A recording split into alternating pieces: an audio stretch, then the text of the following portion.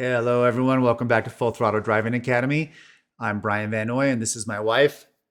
Her name is Dana. We put the name on her shirt so I don't forget her name, with an exclamation point too, just for some added. I have no idea why I put an exclamation Just point to after be my name. I've been doing it for years. Unusual. I like to live my life like an exclamation point. How odd. She's so weird. All right. This is the car that we are honoring with these shirts that match our Full Throttle Driving. So we decided everything's got to go together, and we're excited to try this car next time we go to the track. And if it's not too obvious, it's half blue, half pink because we share the car. So one side says Dana, one side says Brian. Real cars don't ship themselves because it's manual. So we're going to have a lot of fun in this. But we are not giving up the Cup car. Let's talk about the 991.2.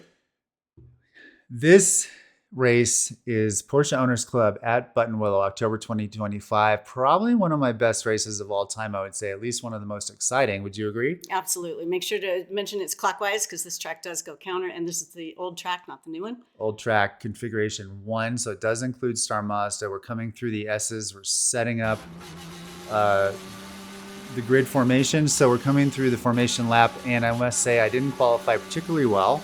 Oh, third. I want to give a spoiler alert. Can I do it? Please. They don't miss anything on the Go lineup. ahead, Okay. talk through it. Spoiler alert. If you're planning on just watching a minute or two, spoiler alert is don't do that. Either fast forward to lap 10 and beyond because it's the most exciting race you probably have ever seen, maybe. Or just watch the whole thing. I actually went and talked to the workers, the race workers after the race and said, what's the most exciting race you've ever seen? And they said this one. It might be a hyperbole, but it was a good race. It was fun. It was awesome. So anyways, coming to the main straight now, right? You're looking for the flag worker. These two are almost bumping. Not a lot of opportunity to duck to the inside. I would go on the grass, but I'm going to give it a look. And I did get a good jump here. There we go. Woo! Now that was a little, what do you think? Taking that away up here? I thought you did a great job getting ahead of Dwayne, you mean? No, that's my... No, I'm saying on the right was Dwayne. Oh, yeah. I was trying to pass the leader. Oh, you're trying to pass me. And there was really there wasn't room. Nowhere to go. Oh, yeah. So now I'm tucked in third, and the race starts to unfold. I think essentially this is going to be a battle of attrition and tire degradation. If you want to sound cool, you can say like tire deg, I guess, like we're doing Formula 1. But essentially, or this you can track, say you earned your first place spot. Spoiler alert again. Okay. This track consumes tires. It is abrasive, bumpy, so you get a lot of wheel spin, which chews the tires up in these high-speed sections here. A lot of curbs you run over. This track is bumpier than it's ever been when I've driven it. It's for some reason this year it's constant and it just throws the car off a little bit and the tire spin messes you up a little bit. Come over like Phil Hill or some of the other hills where you get light, and on top of it, it's bumpy when you land. It's a little disconcerting. It's the worst it's ever been, especially in the Cup car. It's so stiff. It got bad. It got worse from last year, didn't it? Yeah, much. It's weird. There used to be like 2 bumps going into Star Mazda, and now there are 7. You're going down here. You really have to be careful in the braking zone because the ABS will kick in or you lock up. Like you get bump, and then a third bump right there, and that's when you really can start turning in after the bumps.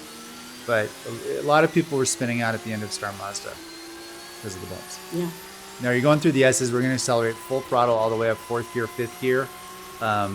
This is a good test to see how your car's handling relative to other cars. And I felt really good here. I knew I could hang with these, especially the car in front of me directly.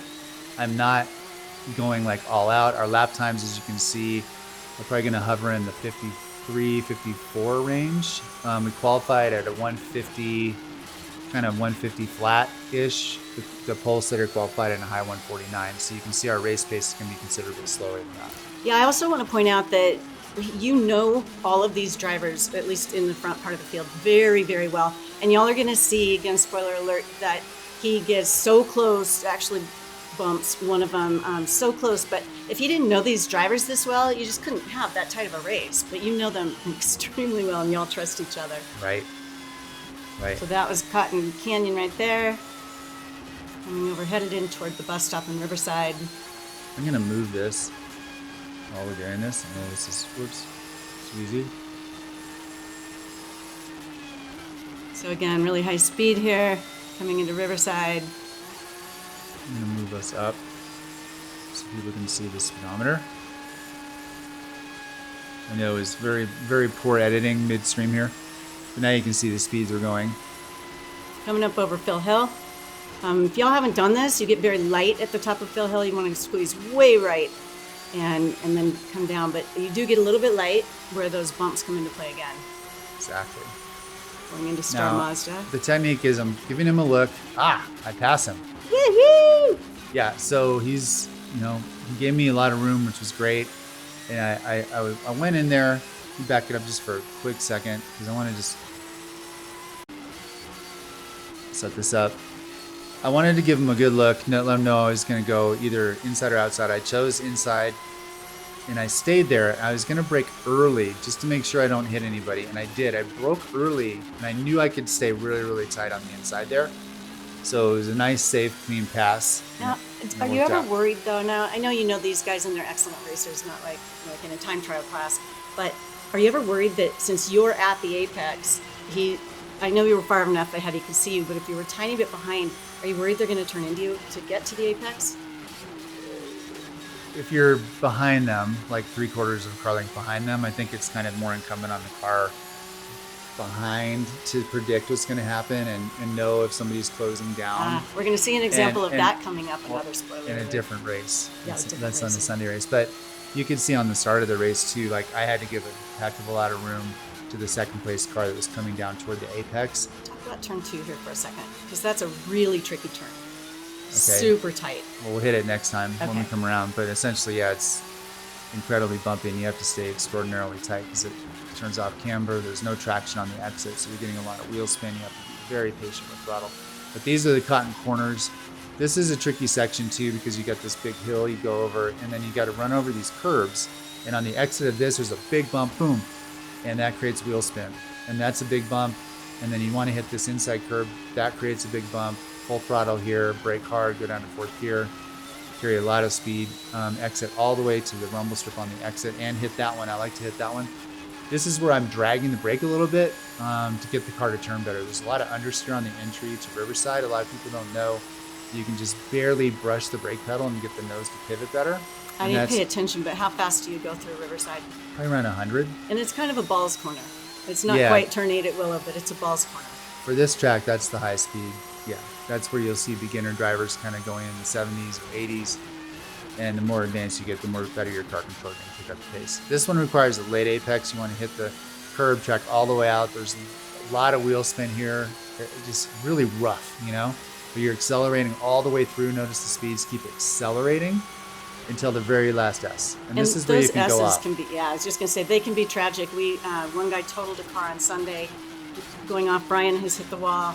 Actually, 2 guys hit the wall, and I believe both were totaled on Sunday. And Brian's hit it before taken away in an ambulance, so be really careful on those S's. You want to talk about what it is about the S's? What happens is if you go off, 2 wheels off on any one of the S's to the outside, you'll bounce back across the other side of the track if you try to save it. So it's called a tank slapper.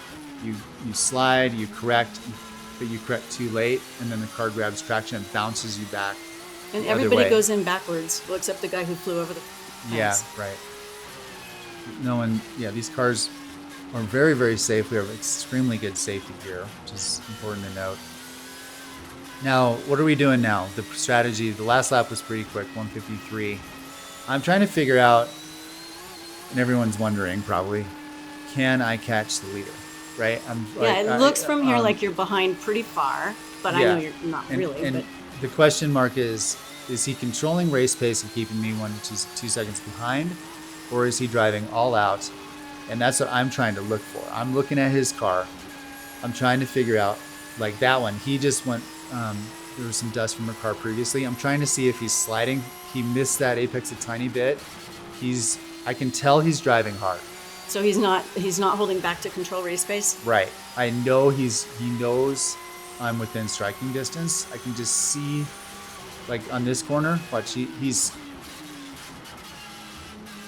definitely hustling the car. He got a little squirrely on the exit there. Okay. See his car wag a little bit.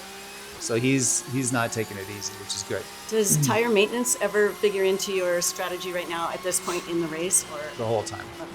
Because this whole track is going to just consume tires the whole time you're trying to figure out, how do I not slide? How do I hit my apexes really well? How do I not get wheel spin on the exit of the corners? How can I brake a tiny bit earlier and softer than normal? Right now, though, I'm going flat out. I'm trying to catch him so I can start getting a draft.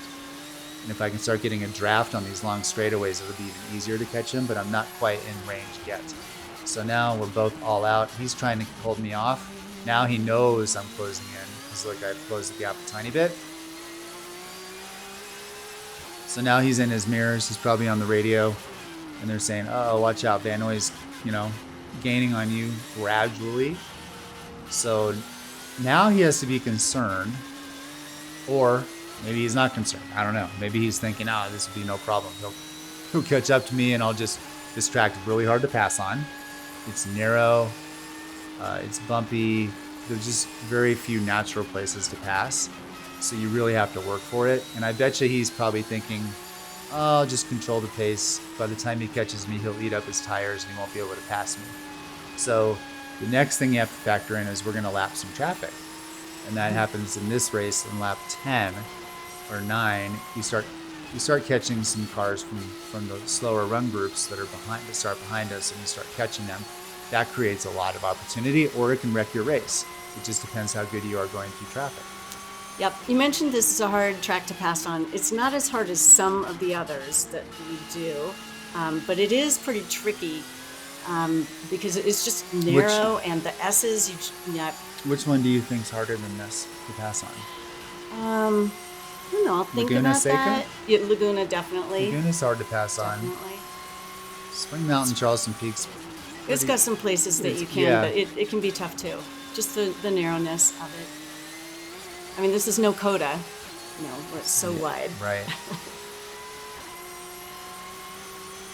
Yeah, so now that last lap was again consistently, now I'm in the 153 range, which is quick for race pace. So you haven't really made a whole lot of progress on catching up to Mike yet. Every now and then you catch him. Yeah, you're getting a little closer, but you're not doing anything dramatic yet. But that probably indicates, as you said, that he's not holding back for race pace. He's going all out to stay in front of him. But he went too wide on the exit of that first cotton corner, so now I gain on him. That was a slight bobble. He's working. You can see it. My car was set up really well. I think I was very comfortable in this race. Speed Gallery did a phenomenal job getting this car set up for us, so shout out to them. Dan Espezi and team, and Theo and Alex, great. Yep. All right, so Riverside, you're about 100, almost 100 in there. And then you accelerate. He's going really wide on the exit of that. I don't do that. We have a slightly different approach on this. He tracks out a little more there. I'm starting more from the left than he is. And you he go missed way that further apex. right to the right. Yeah, he missed it a little bit, so I probably got a tiny bit of a better run. Now I'm starting to get the draft. So that's like a vacuum suction. How I'm going to far get closer behind to a him. car do you have to be to get a draft? These cars punch a big hole in the air. They're pretty big. Now, They're pretty tall. It's not like a Formula One where it creates dirty air and the drivers don't want to get behind the car for too long. So These 3 cars, car lengths, 4 car lengths? more than that. Like and you're getting a draft I'm all the way 10 back? car lengths behind him. Now, in a bike race, when you are drafting, even the front rider has an advantage when you're in a draft situation. If you're right next to each 20% other. or so, yeah. Is that the case here as well?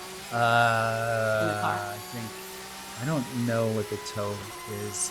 It's like in NASCAR, I think you have 2 cars that are together, they're faster than if they're separate. Right.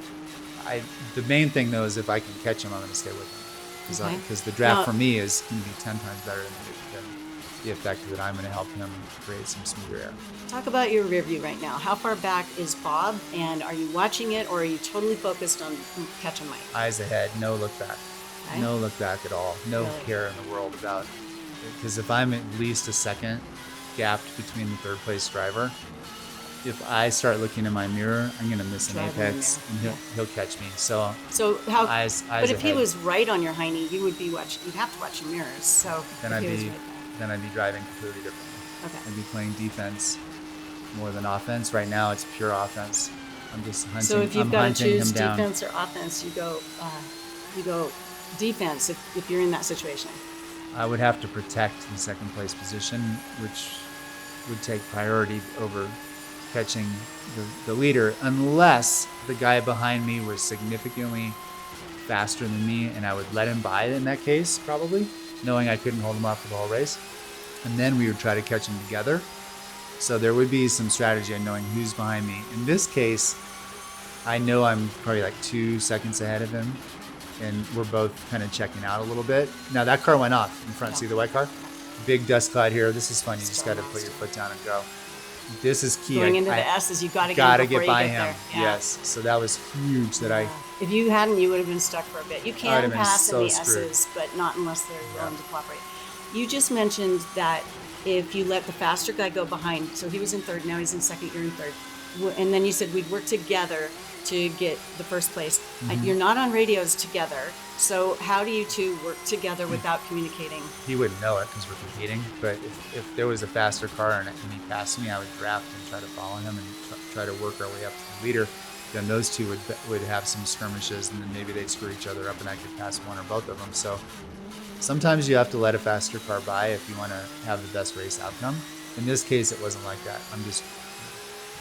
We're holding everyone else off. We're pulling away a little bit. And I've been asking questions about strategy and technique because I think a lot of people are interested, and also those first 7 or 8 laps weren't as interesting as what's coming up. So I will be much quieter moving forward. No, it's great. What's coming up is pretty exciting. Y'all need to pay attention. But it's only becomes a good race now because I'm still not pushing the tires. He missed that one by a mile. Did you see that? Yep. So now he screwed that corner up, screwed that one up. Now I'm going to gain it, close in on him. And watch, he's going pretty wide on the entry to Riverside. He's dragging his brake a little bit. See that? That's to get the car to turn in. He's getting some understeer. And then he went pretty wide there. I know now he's really working. Okay.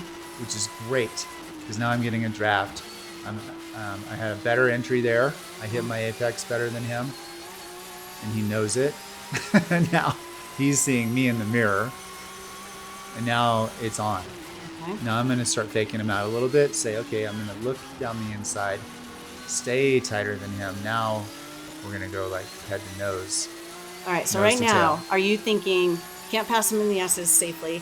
I'll pass him on turn 1, or are you actually thinking that far ahead, or are you just keeping up? I have no intention right now to know where I'm going to pass him. Okay. I can't.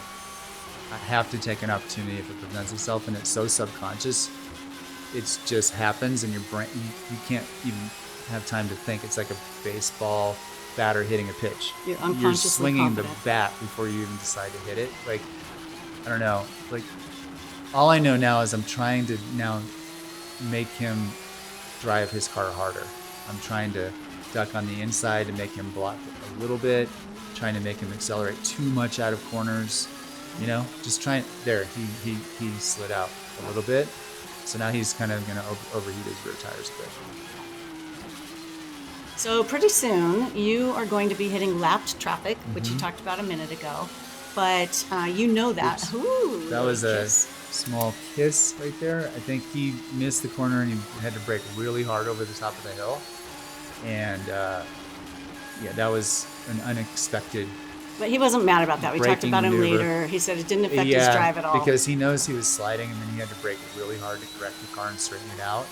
And it was impossible to like react at that point for me because I was already kind of committed. So it was just a little baby kiss, a first date kiss. That was unfortunate.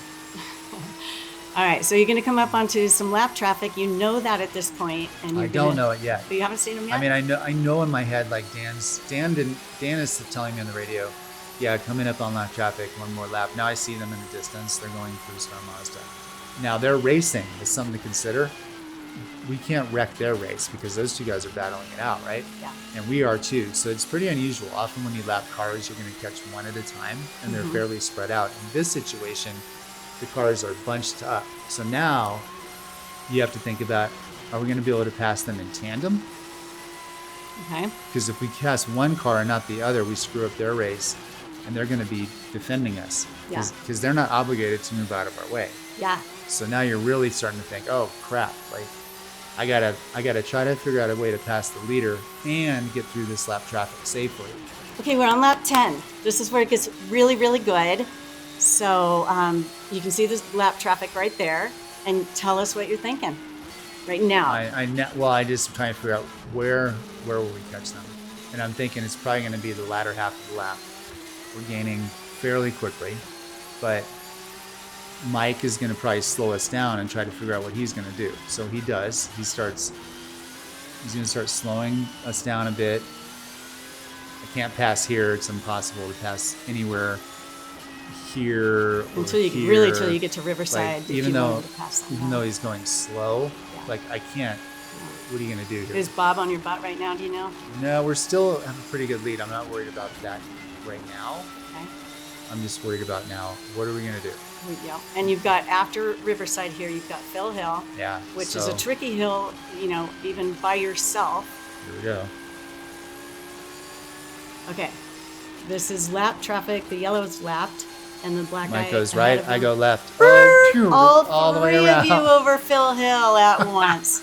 You got to back that up. Just back it up. Well, they can back it up, but that was incredible. It's hard enough to do Phil Hill with one person. Yeah. But So, don't tune out now because there's more exciting stuff. Yeah, this is great. So the two cars in front protect the middle of the track. The leader goes right, try to duck inside of them to take that away from me. And I just say, right, I got to go left and go all the way around all three cars in one shot. And that was very sketchy, but safe and clean. Well, you had to trust that yellow lapped car wasn't going to go left because Mike was on his right. Because Mike went right before you went left. Right. And now you're in the lead. So overtook everybody. Yep. It was cute too. Mike said that the lapped car actually pointed him by. He's like, thank you, but Brian just kicked us both. All right, so now you're in the lead. We're getting close to the end. It's a 13-lap race. Right. So we're getting 11, close. 12, so 3 more laps coming up here. So now the question is, what kind of pace do I have? Can I keep him from gaining on me? Don't tune out, guys.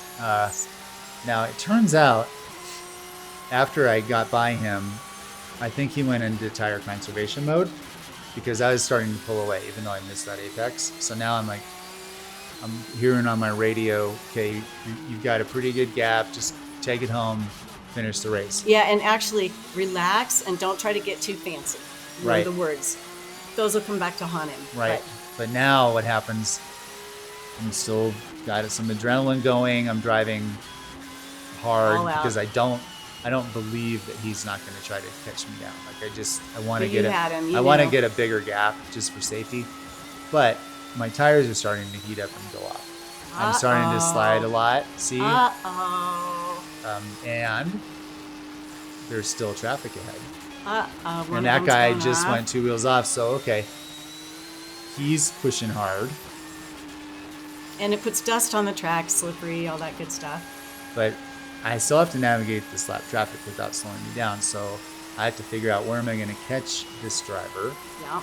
And is it going to be? Let's do it on, It's going to be Star Mazda, I think. And look then, how far you go over to the right. That's a perfect line. Most people don't go that far over to the right. Sorry. Thanks. This is where you got good lines. I totally screwed this up. I can't believe I did this.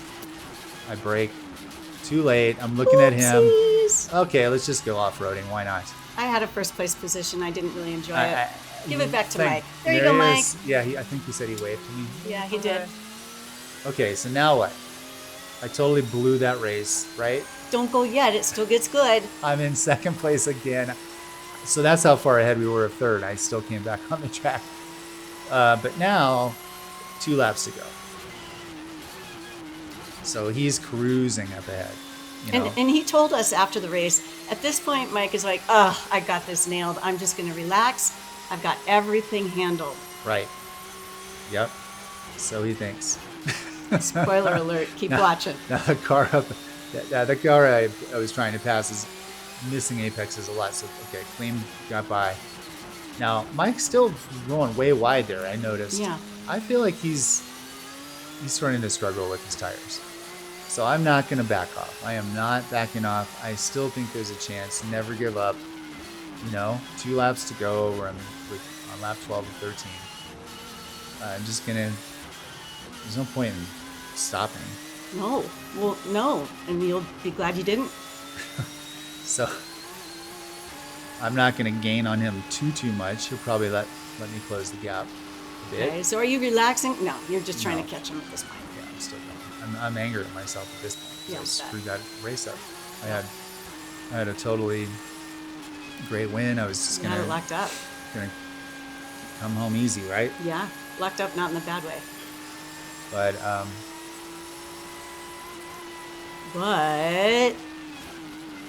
now remember, we're on lap 12 right now. 13 is the last lap.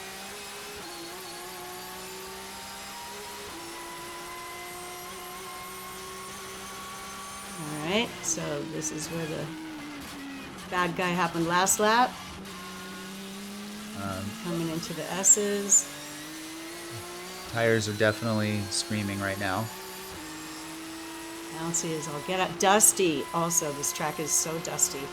A lot slower through here than we were at the beginning of the race. A lot slower everywhere. I mean, this lap's probably going to be like a, 157 or something really high. White flag, baby. Okay. 155. So not a horrible pace. I bet you he probably did a 156, like 157 on his lap. So now I'm still not going to catch him. I'm not. He knows that. Unless like something weird happens. Huh. Let's see. Cotton corners. First one. Watch him. Second one. Oops. Wow. Tank slapper. Back in the dirt. bummer. Once you get in that dirt, come back on, you're going to spin out. So I got, it's not fine. Now who knows what it was? Car trouble, whatever. It doesn't matter what the excuses are, or if the car breaks, it's unfortunate. No driver wants to go out for mechanical failure. The reality is, he's a great driver. every race Doesn't try. Oh yeah, find excuses. exactly. No, it just sucks. But there's always something that goes wrong in every race. It's just a battle of attrition. It's keeping your head in the game. It's not giving up and not making dumb, unforced errors like I did, which would have been a much easier win. But thankfully, I come home. A few more corners to go. We'll give it away. He's going to get first place, but you got to watch what he does when he comes over the finish line. It's so friggin' cute. So he does get first place. Hey, this is Saturday's race. Are we going to be narrating Sunday's race? I think we'll do that one too. Yeah. Okay. Sunday's was good, not quite as action-packed, but it was a really good race also. Also, if y'all are interested in watching his hands, his feet, he's got an Apex system video that he could share with you. I'm AIM. speaking Yep. out. I'm sorry. I'm speaking out of turn, but if you're really interested in that, talk to Brian about that. I 'cause think it I'll shows upload that. everything. Yeah. Watch when he comes over the checkered flag. This is so Just do a little weave. He But does a F1 weave like, ooh, I'm Max Verstappen. so anyway, Good job, that was a fun race. Hope you enjoyed that. Please comment down below. Ask any questions you want. Again, we'll try to upload the video using the AIM solo, which shows hands and gears and all that good stuff if you want to see it from a slightly different vantage point. And I guess we'll show Sunday's race too. Yeah, we'll do that one as well. Thanks, everyone. Hope you had a fun time. Bye.